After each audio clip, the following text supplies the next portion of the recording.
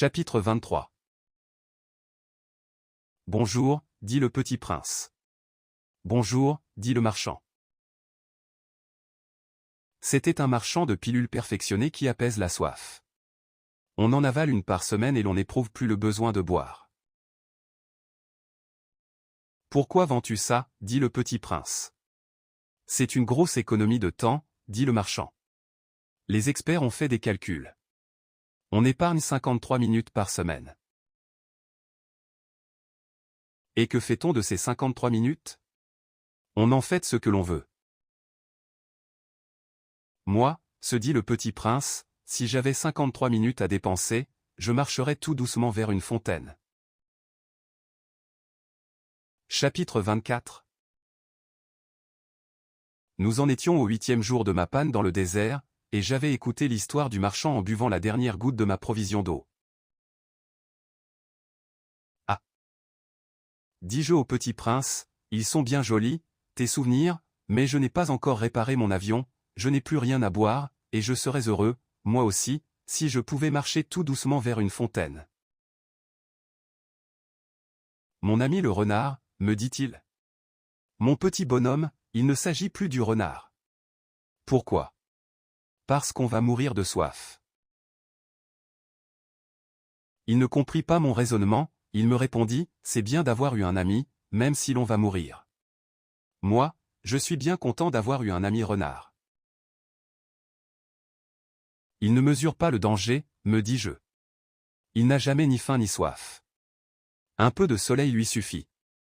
Mais il me regarda et répondit à ma pensée. J'ai soif aussi, cherchons un puits. J'eus un geste de lassitude. Il est absurde de chercher un puits, au hasard, dans l'immensité du désert. Cependant nous nous mîmes en marche. Quand nous eûmes marché, des heures, en silence, la nuit tomba, et les étoiles commencèrent de s'éclairer. Je les apercevais comme en rêve, ayant un peu de fièvre, à cause de ma soif. Les mots du petit prince dansaient dans ma mémoire. Tu as donc soif, toi aussi? Lui demandai-je. Mais il ne répondit pas à ma question. Il me dit simplement. L'eau peut aussi être bonne pour le cœur. Je ne compris pas sa réponse mais je me tus. Je savais bien qu'il ne fallait pas l'interroger. Il était fatigué. Il s'assit. Je m'assis auprès de lui. Et, après un silence, il dit encore. Les étoiles sont belles, à cause d'une fleur que l'on ne voit pas. Je répondis, bien sûr, et je regardai, sans parler, les plis du sable sous la lune. Le désert est beau, ajouta-t-il. Et c'était vrai. J'ai toujours aimé le désert. On s'assoit sur une dune de sable. On ne voit rien. On n'entend rien. Et cependant quelque chose rayonne en silence. Ce qui embellit le désert, dit le petit prince, c'est qu'il cache un puits quelque part. Je fus surpris de comprendre soudain ce mystérieux rayonnement du sable. Lorsque j'étais petit garçon j'habitais une maison ancienne, et la légende racontait qu'un trésor y était enfoui. Bien sûr, jamais personne n'a su le découvrir, ni peut-être même ne l'a cherché. Mais il enchantait toute cette maison. Ma maison cachait un secret au fond de son cœur. Oui, dis-je au petit prince, qu'il s'agisse de la maison, des étoiles ou du désert, ce qui fait leur beauté est invisible. Je suis content, dit-il, que tu sois d'accord avec mon renard. Comme le petit prince s'endormait, je le pris dans mes bras, et me remis en route. J'étais ému. Il me semblait porter un trésor fragile. Il me semblait même qu'il n'y eût rien de plus fragile sur la terre. Je regardais, à la lumière de la lune, ce front pâle, ces yeux clos, ces mèches de cheveux qui tremblaient au vent, et je me disais. Ce que je vois là n'est qu'une écorce. Le plus important est invisible. Comme ses lèvres entr'ouvertes ébauchaient un demi-sourire je me dis encore. Ce qui m'émeut si fort de ce petit prince endormi, c'est sa fidélité pour une fleur. C'est l'image d'une rose qui rayonne en lui comme la flamme d'une lampe, même quand il dort. Et je le devinais plus fragile encore. Il faut bien protéger les lampes, un coup de vent peut les éteindre. Et, marchant ainsi, je découvris le puits au lever du jour. Chapitre 25. Les hommes, dit le petit prince, ils s'enfournent dans les rapides, mais ils ne savent plus ce qu'ils cherchent. Alors ils s'agitent et tournent en rond. Et il ajouta, ce n'est pas la peine. Le puits que nous avions atteint ne ressemblait pas aux puits sahariens. Les puits sahariens sont de simples trous creusés dans le sable. Celui-là ressemblait à un puits de village. Mais il n'y avait là aucun village, et je croyais rêver. C'est étrange, dis-je au petit prince, tout est prêt, la poulie, le seau et la corde. Il rit, toucha la corde, fit jouer la poulie. Et la poulie gémit comme gémit une vieille girouette quand le vent a longtemps dormi. Tu entends, dit le petit prince, nous réveillons ce puits et il chante. Je ne voulais pas qu'il fît un effort. Laisse-moi faire, lui dis-je, c'est trop lourd pour toi. Lentement je hissai le seau jusqu'à la margelle. Je l'y installai bien d'aplomb. Dans mes oreilles durait le chant de la poulie et, dans l'eau qui tremblait encore, je voyais trembler le soleil. J'ai soif de cette eau-là, dit le petit prince, donne-moi à boire. Et je compris ce qu'il avait cherché. Je soulevai le seau jusqu'à ses lèvres. Il but, les yeux fermés. C'était doux comme une fête. Cette eau était bien autre chose qu'un aliment. Elle était née de la marche sous les étoiles, du chant de la poulie, de l'effort de mes bras. Elle était bonne pour le cœur, comme un cadeau. Lorsque j'étais petit garçon, la lumière de l'arbre de Noël, la musique de la messe de minuit, la douceur des sourires faisaient ainsi tout le rayonnement du cadeau de Noël que je recevais. Les hommes de chez toi, dit le petit prince, cultivent 5000 roses dans un même jardin, et ils n'y trouvent pas ce qu'ils cherchent. Ils ne le trouvent pas, répondis-je. Et cependant ce qu'ils cherchent pourrait être trouvé dans une seule rose ou un peu d'eau. Bien sûr, répondis-je. Et le petit prince ajouta, mais les yeux sont aveugles. Il faut chercher avec le cœur. J'avais bu. Je respirais bien. Le sable, au lever du jour, est couleur de miel. J'étais heureux aussi de cette couleur de miel. Pourquoi fallait-il que j'eusse de la peine? Il faut que tu tiennes ta promesse, me dit doucement le petit prince, qui, de nouveau, s'était assis auprès de moi. Quelle promesse? Tu sais, une muselière pour mon mouton, je suis responsable de cette fleur. Je sortis de ma poche mes ébauches de dessin. Le petit prince les aperçut et dit en riant. Tes baobabs, ils ressemblent un peu à des choux. Oh! Moi qui étais si fier des baobabs. Ton renard, ses oreilles, elles ressemblent un peu à des cornes, et elles sont trop longues. Et il rit encore. Tu es injuste, petit bonhomme, je ne savais rien dessiner que les boas fermés et les boas ouverts. Oh! Ça ira, dit-il, les enfants savent. Je crayonnai donc une muselière. Et j'eus le cœur serré en la lui donnant. Tu as des projets que j'ignore. Mais il ne me répondit pas. Il me dit. Tu sais, ma chute sur la terre, quand sera demain l'anniversaire? Puis, après un silence il dit encore. J'étais tombé tout près d'ici. Et il rougit. Et de nouveau, sans comprendre pourquoi, j'éprouvai un chagrin bizarre. Cependant une question me vint. Alors ce n'est pas par hasard que, le matin où je t'ai connu, il y a 8 jours, tu te promenais comme ça, tout seul, à 1000 milles de toutes les régions habitées. Tu retournais vers le point de ta chute? Le petit prince rougit encore. Et j'ajoutai, en hésitant. À cause, peut-être, de l'anniversaire? Le petit prince rougit de nouveau. Il ne répondait jamais aux questions, mais, quand on rougit, ça signifie « oui ». N'est-ce pas? Ah! Lui dis-je, j'ai peur. Mais il me répondit, tu dois maintenant travailler. Tu dois repartir vers ta machine. Je t'attends ici. Reviens demain soir. Mais je n'étais pas rassuré. Je me souvenais du renard. On risque de pleurer un peu si l'on s'est laissé apprivoiser. Chapitre 26. Il y avait, à côté du puits, une ruine de vieux murs de pierre. Lorsque je revins de mon travail, le lendemain soir, j'aperçus de loin mon petit prince assis là-haut, les jambes pendantes. Et je l'entendis qui parlait. « Tu ne t'en souviens donc pas, disait-il. Ce n'est pas tout à fait ici. » Une autre voix lui répondit sans doute, plus qu'il répliqua. « Si. Si. C'est bien le jour, mais ce n'est pas ici l'endroit. » Je poursuivis ma marche vers le mur. Je ne voyais ni n'entendais toujours personne. Pourtant le petit prince répliqua de nouveau. « Bien sûr. Tu verras où commence ma trace dans le sable.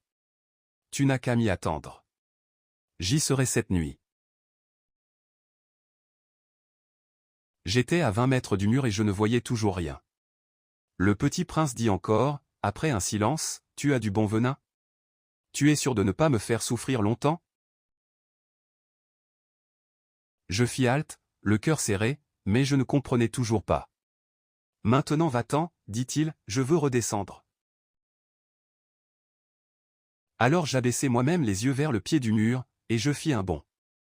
Il était là, dressé vers le petit prince, un de ces serpents jaunes qui vous exécutent en 30 secondes. Tout en fouillant ma poche pour en tirer mon revolver, je pris le pas de course, mais, au bruit que je fis, le serpent se laissa doucement couler dans le sable, comme un jet d'eau qui meurt. Et, sans trop se presser, se faufila entre les pierres avec un léger bruit de métal. Je parvins au mur juste à temps pour y recevoir dans les bras mon petit bonhomme de prince, pâle comme la neige. « Quelle est cette histoire-là? Tu parles maintenant avec les serpents. » J'avais défait son éternel cache-nez d'or. Je lui avais mouillé les tempes et l'avais fait boire. Et maintenant je n'osais plus rien lui demander. Il me regarda gravement et m'entoura le cou de ses bras. Je sentais battre son cœur comme celui d'un oiseau qui meurt, quand on l'a tiré à la carabine. Il me dit, « Je suis content que tu aies trouvé ce qui manquait à ta machine. Tu vas pouvoir rentrer chez toi. » Comment sais-tu? Je venais justement lui annoncer que, contre toute espérance, j'avais réussi mon travail. Il ne répondit rien à ma question, mais il ajouta. Moi aussi, aujourd'hui, je rentre chez moi. Puis, mélancolique. C'est bien plus loin, c'est bien plus difficile.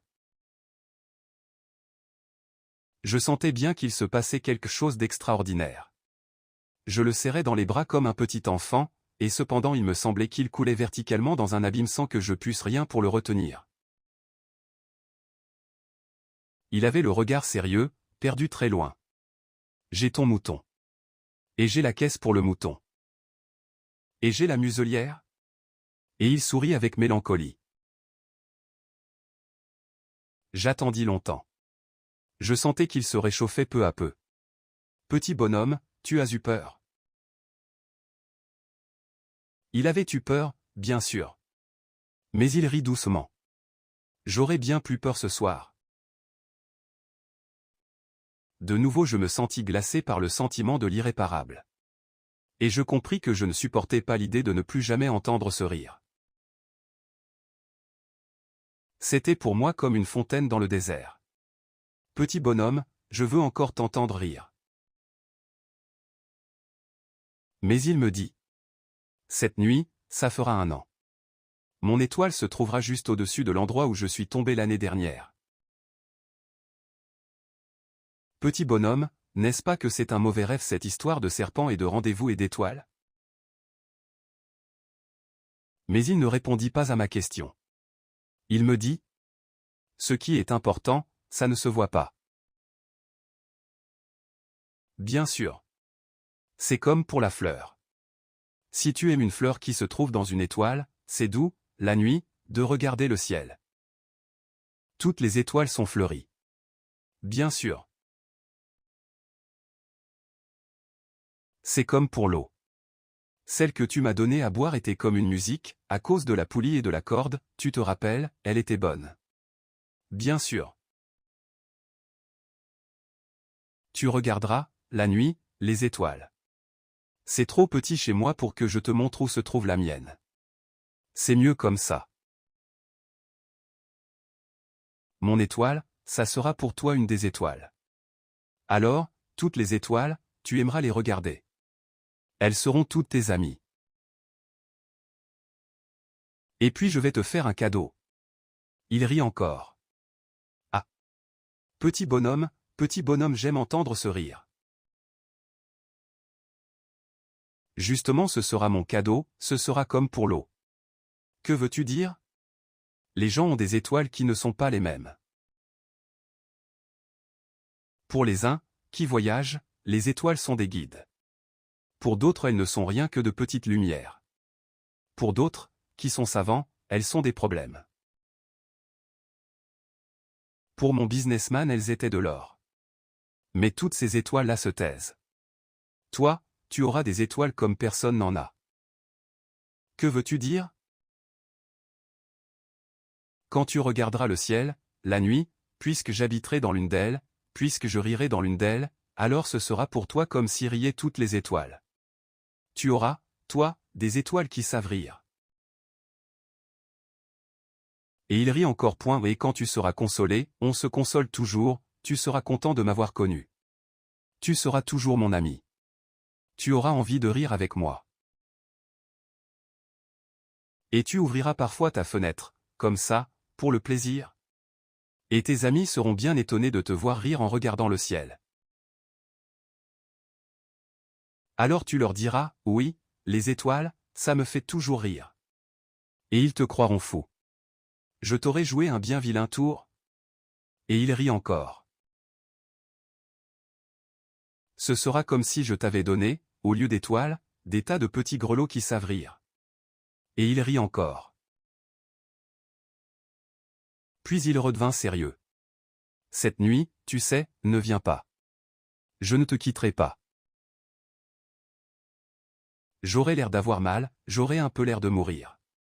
C'est comme ça. Ne viens pas voir ça, ce n'est pas la peine. Je ne te quitterai pas. Mais il était soucieux. Je te dis ça, c'est à cause aussi du serpent. Il ne faut pas qu'il te morde. Les serpents, c'est méchant. Ça peut mordre pour le plaisir. Je ne te quitterai pas. Mais quelque chose le rassura. C'est vrai qu'ils n'ont plus de venin pour la seconde morsure. Cette nuit-là je ne le vis pas se mettre en route. Il s'était évadé sans bruit.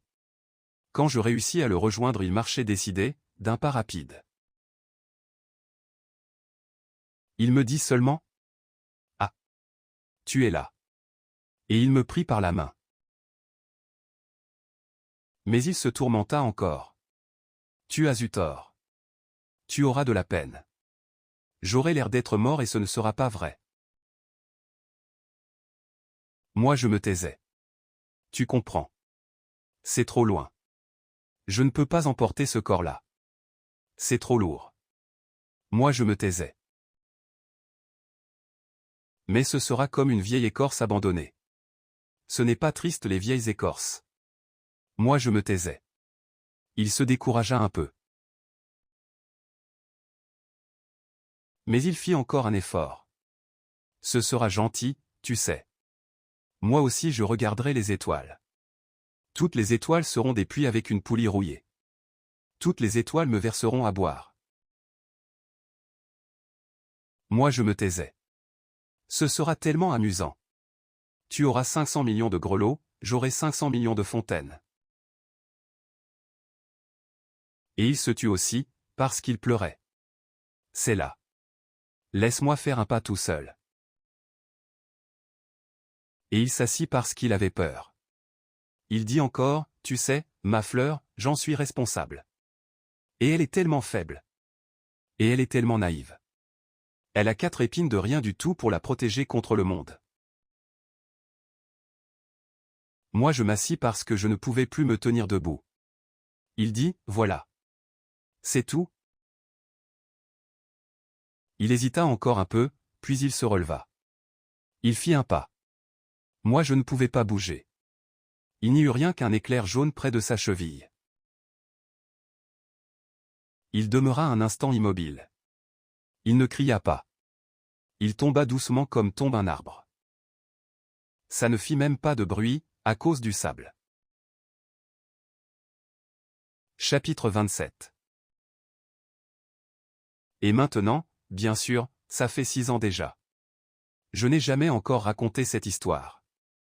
Les camarades qui m'ont revu ont été bien contents de me revoir vivant. J'étais triste mais je leur disais, c'est la fatigue. Maintenant je me suis un peu consolé. C'est-à-dire, pas tout à fait. Mais je sais bien qu'il est revenu à sa planète, car, au lever du jour, je n'ai pas retrouvé son corps. Ce n'était pas un corps tellement lourd. Et j'aime la nuit écouter les étoiles. C'est comme 500 millions de grelots.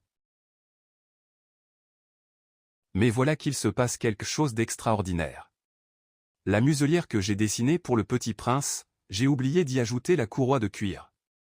Il n'aura jamais pu l'attacher au mouton. Alors je me demande, que s'est-il passé sur sa planète? Peut-être bien que le mouton a mangé la fleur. Tantôt je me dis, sûrement non. Le petit prince enferme sa fleur toutes les nuits sous son globe de verre, et il surveille bien son mouton. Alors je suis heureux. Et toutes les étoiles rient doucement.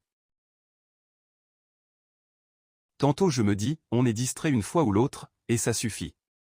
Il a oublié, un soir, le globe de verre, ou bien le mouton est sorti sans bruit pendant la nuit. Alors les grelots se changent tous en larmes. C'est là un bien grand mystère. Pour vous qui aimez aussi le petit prince, comme pour moi, rien de l'univers n'est semblable si quelque part, on ne sait où, un mouton que nous ne connaissons pas a, oui ou non, mangé une rose. Regardez le ciel. Demandez-vous, le mouton oui ou non a-t-il mangé la fleur? Et vous verrez comme tout change. Et aucune grande personne ne comprendra jamais que ça a tellement d'importance. Ça c'est, pour moi, le plus beau et le plus triste paysage du monde. C'est le même paysage que celui de la page précédente, mais je l'ai dessiné une fois encore pour bien vous le montrer. C'est ici que le petit prince a apparu sur Terre, puis disparu. Regardez attentivement ce paysage afin d'être sûr de le reconnaître, si vous voyagez un jour en Afrique, dans le désert. Et, s'il vous arrive de passer par là, je vous en supplie, ne vous pressez pas, attendez un peu juste sous l'étoile. Si alors un enfant vient à vous, s'il rit, s'il a des cheveux d'or, s'il ne répond pas quand on l'interroge, vous devinerez bien qui il est. Alors soyez gentil. Ne me laissez pas tellement triste, écrivez-moi vite qu'il est revenu,